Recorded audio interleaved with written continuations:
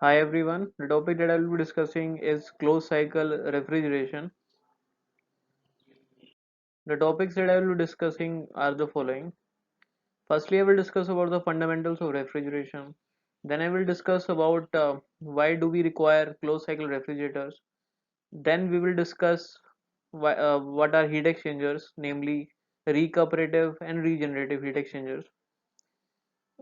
Then I will discuss about different types of closed cycle refrigerators, in which I'll be discussing about the Joule Thomson cooler, the Stirling cooler, the Gifford McMahon cooler, and the pulse tube cooler. And then I will conclude the talk with a summary. So what is a CCR? CCR, or the closed cycle refrigerator, is a mechanical device which generates low temperature due to compression in the compressor and expansion in the expander of the gas which is added in the CCR. It operates on a closed cycle manner, which means the mass of the working gas is constant. That's why it is called closed cycle. So we don't require any additional gas to be added after each operation. As can be seen in the schematic, we have the main components of a closed cycle refrigerator. We have the compressor, then we have the heat exchanger, then we have the expansion device, and then we have an evaporator. In the object which is to be cooled is simply placed here,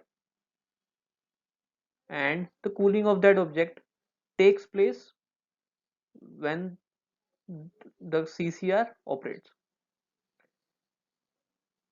These are capable of producing temperatures as low as 4.2 Kelvin, and thus are used to replace the cryogens, liquid nitrogen or liquid helium. So why CCR?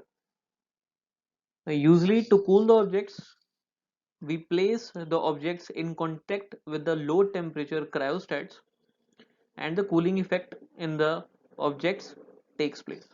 But according to the study done by Professor Robert in the Cornell University, helium, which is one of the mostly used cryostats, its reserves would run out by 2030. Hence, we have to use another technique like CCR for generating low temperature in the materials. In these CCRs, we don't require any additional cryogenic material. They offer reliable and maintenance-free operation. The cost of the cryogen is increasing, but the cost of CCR is decreasing because of its widely used applications. As we know from the second law of thermodynamics, that heat flows from high temperature to low temperature only. So, a cooling effect in the objects will be provided only if we provide an additional amount of work to our system. So let's call Q1 the amount of heat taken from the source, and Q2 as the amount of heat rejected to the sink. So we define a quantity called the coefficient of performance to quantify the efficiency of a refrigerator. So the coefficient of performance is defined as the ratio of heat extracted, that is Q1, to the work input at a particular temperature. Mathematically, it can be given by this formula. We also know that the best performance is delivered by a system when it adapts a reverse Carnot cycle as a working cycle. The efficiency or the COP of that Carnot cycle is given by the temperatures of the source and the sink. Usually, this Carnot COP given by this formula is used as a benchmark to compare the performances of refrigerating systems. As we can see from this formula, that if we go on reducing the temperature of our source, that is T1, so if T1 decreases, the COP will also decrease. So if we go on decreasing the temperature of our source, then we have to compromise with the efficiency of that refrigerator. The CCRs can be classified on the basis of heat exchangers used, and then they can be further classified on the basis whether they have the valves or whether they are valveless. So with the valves we have Gifford-McMahon and Gifford-McMahon pulse tube cooler. In the valveless we have Stirling and Stirling pulse tube cooler, and JT cooler uses recuperative type heat exchanger. So what are heat exchangers? A heat exchanger is a device in which the warm fluid gets cooled due to the heat exchange with the cold fluid. As we can see from the schematic, we have two different fluids. One is depicted by red color and the other is depicted by the blue color. So the fluid which was hotter before gets cooler after, and the fluid which was cooler before becomes hotter after the heat exchange takes place between these two fluids.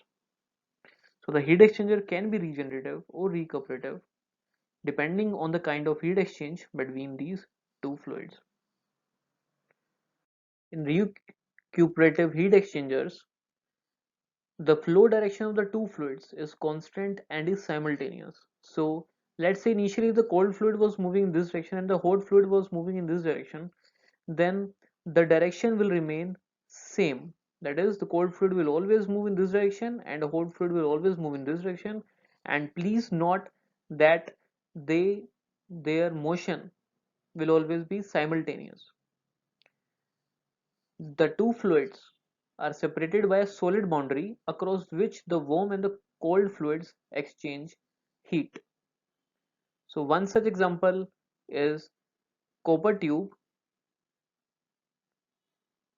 which is used as the boundary to exchange heat from the hot fluid to the cold fluid.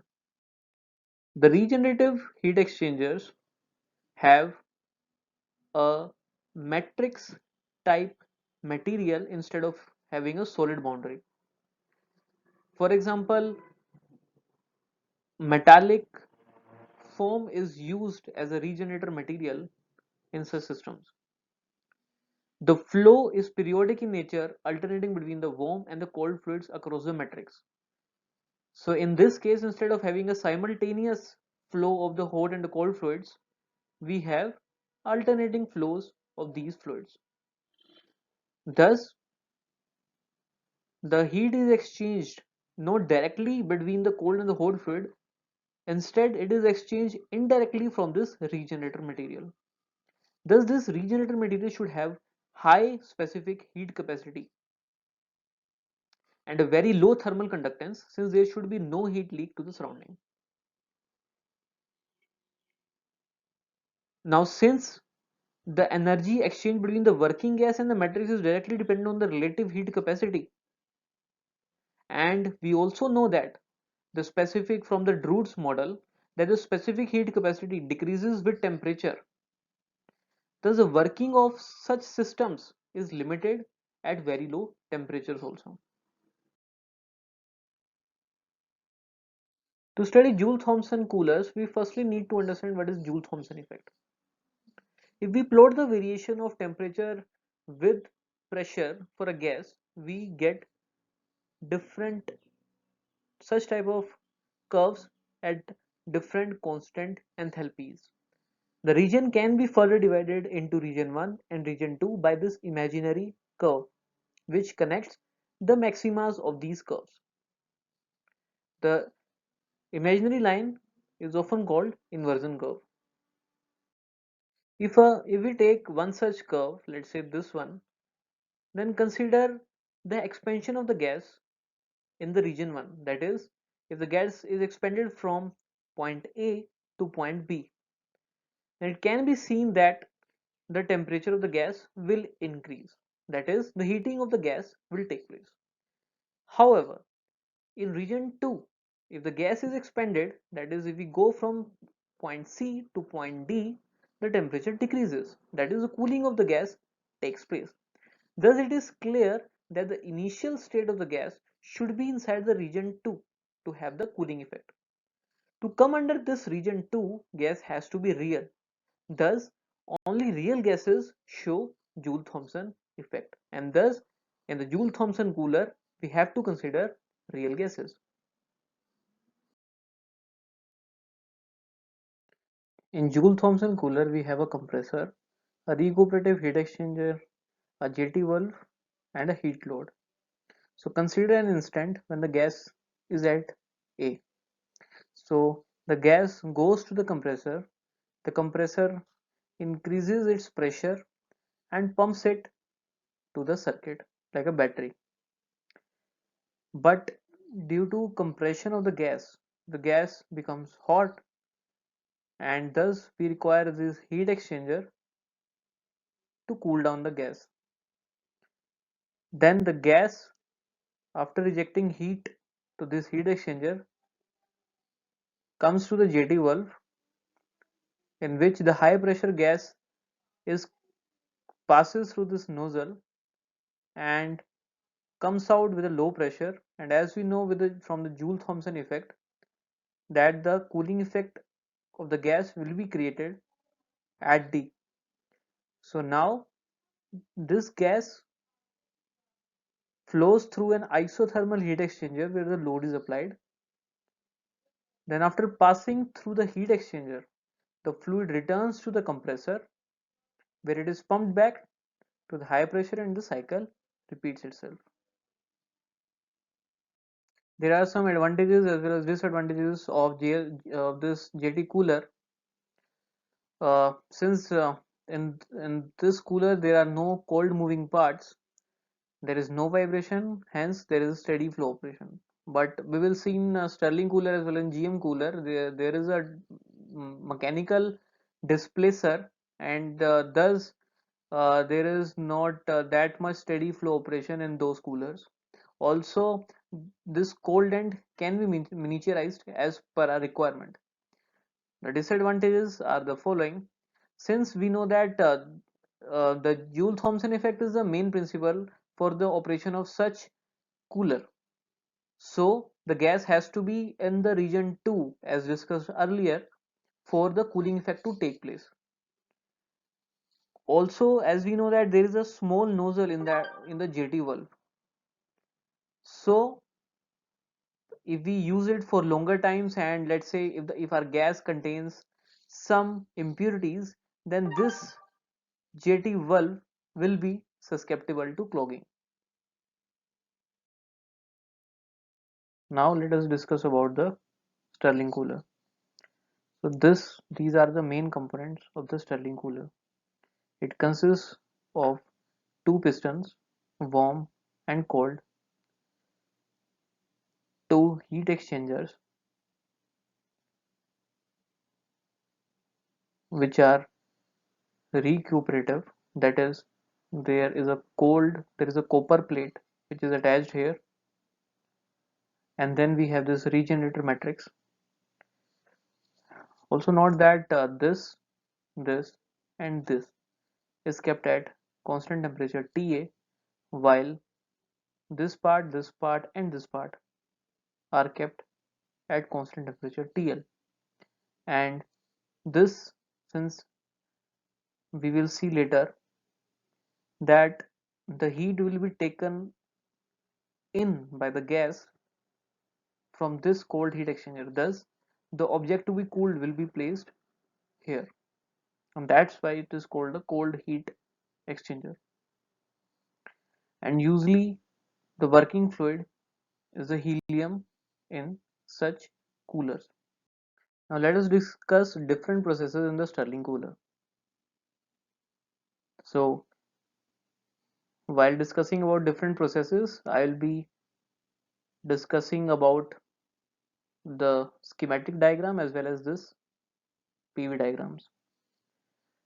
Going from A to B, what we are doing is we are isothermally compressing our gas, and thus QA amount of heat will be rejected to the surrounding, or as it can be seen from here, that going from A to B, what we are doing is we are pushing this piston towards right and keeping this piston fixed, which means that at B our gas will now be compressed.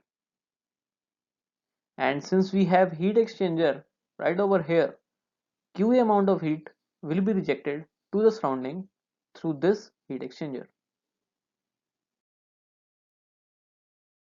Then we have isochoric expansion from B to C. The two pistons now move to the right. So this piston is pushed to the right, and simultaneously this push piston also is moved to the right. This makes sure that the volume of the gas remains constant. Now since the hot gas enters the regenerator with temperature Ta and leaves it with temperature TL, heat is given off to this regenerator material. The next process is from C to D, which is isothermal expansion of our gas. And since there is for an isothermal expansion, QL amount of heat is withdrawn from the surrounding by the gas. This can be utilized to create a cooling effect in the object, or as can be seen from here. On going from C to D, what we are doing is we are keeping this piston fixed and we are pushing this piston towards right by an equal amount with which we had pushed this piston from this point to this point, and thus isothermal expansion of the gas takes place. And since we have a cold heat exchanger sitting here, QL amount of heat can be taken from the body sitting here by the gas, and this is where the useful cooling power comes in. To reach to our original state A,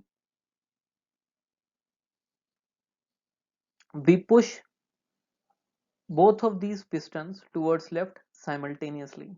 Thus, the volume remains constant and the pressure of the gas increases. The gas enters the regenerator with low temperature TL and leaves it with high temperature TA. So heat is now taken up from the regenerator material. So now at the end of this step, the state of the cooler is the same as in the beginning. And then the cycle goes on repeating itself and the cooling effect is created after each cycle.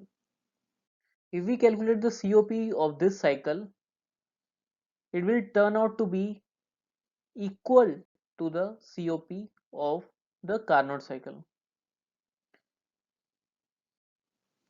But in reality, the COP of such coolers is lesser than the COP of the ideal Stirling cooler. The reasons are the following. When the pistons are stopped due to inertia, there will never be a perfect discontinuous motion, and thus we cannot realize that discontinuous motion in practice as we had assumed in the motion of the pistons. Also, when these pistons are swept, there is always some presence of void, volume or dead space which leads to some pressure drop. We had also discussed that at low temperatures the specific heat capacity decreases. This can lead to the ineffectiveness in the heat transfer in the regenerator material.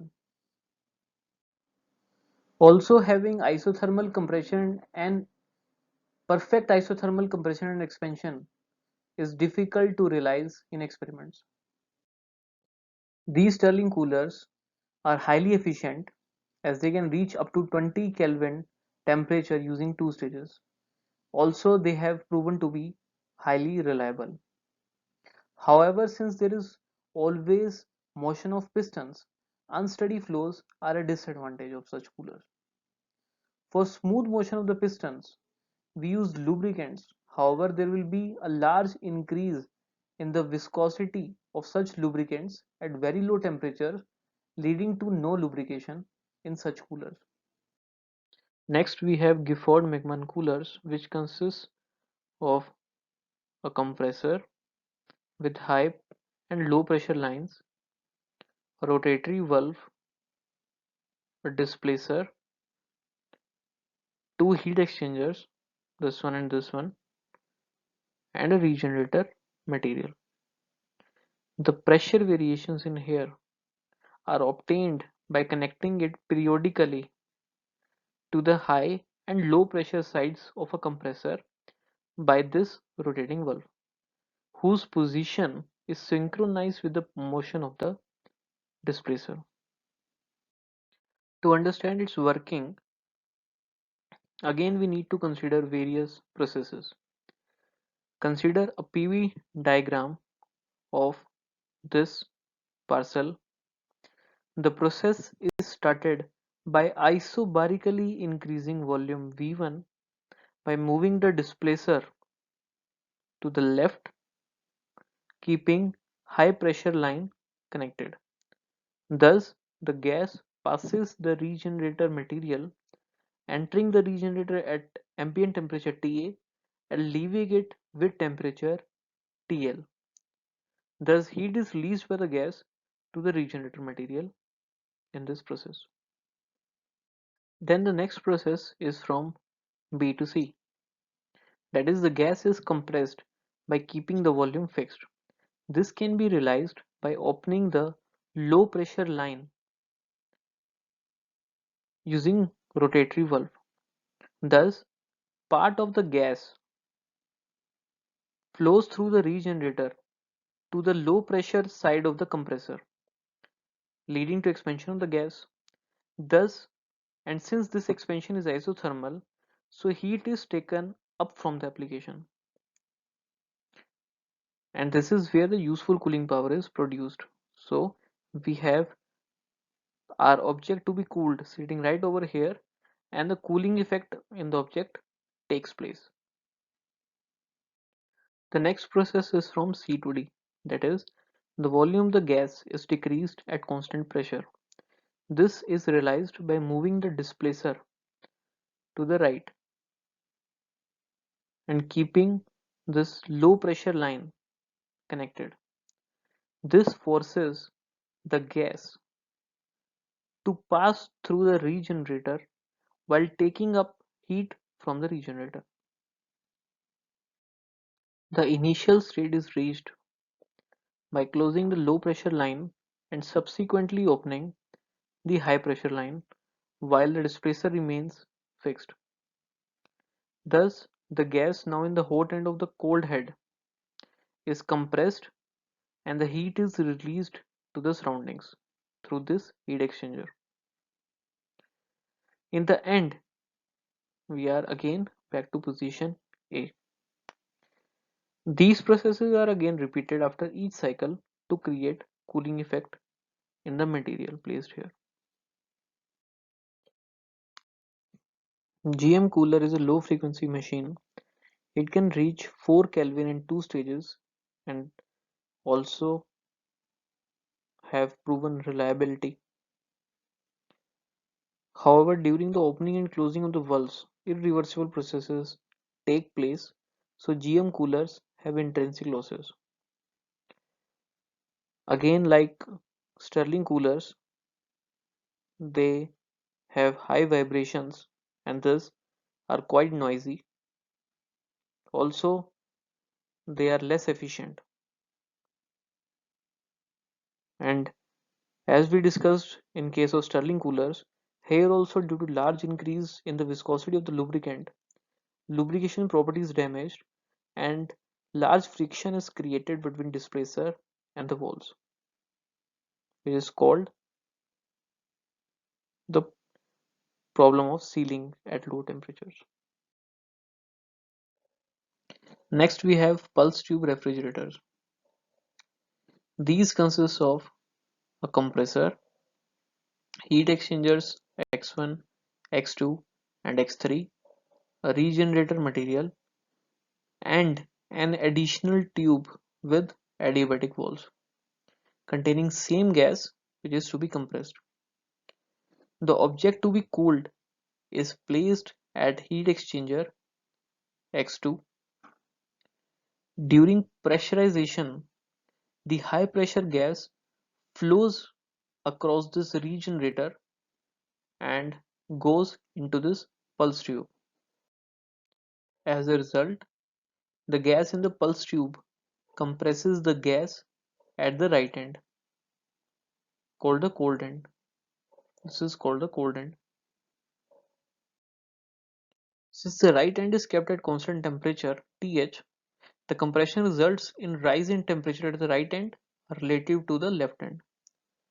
After some time, depressurization of the gas occurs.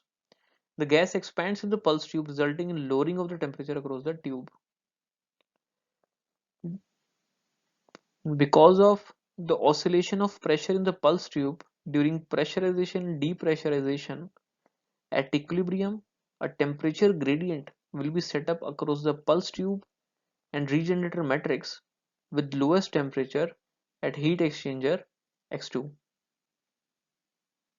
leading to a cooling effect at the heat exchanger X2.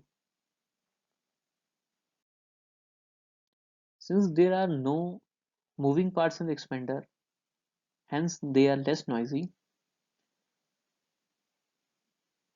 Since there is no displacer, no lubricant is required and sealing can be avoided at low temperatures. However, some current researches have proven that these pulse tube refrigerators have angular orientational effects, and still it is an ongoing work. In this talk, we discussed that CCR is a mechanical device which generates low temperature due to compression and expansion of gas. We need CCR because it eliminates cryogen requirement and offer reliable operation. Heat exchangers can be regenerative or recuperative depending upon the kind of heat exchange. We'd also discuss the working of Joule-Thomson coolers, Stirling coolers, Gifford-McMahon and pulse tube closed cycle refrigerators in this talk. Thank you. Stay safe, stay healthy.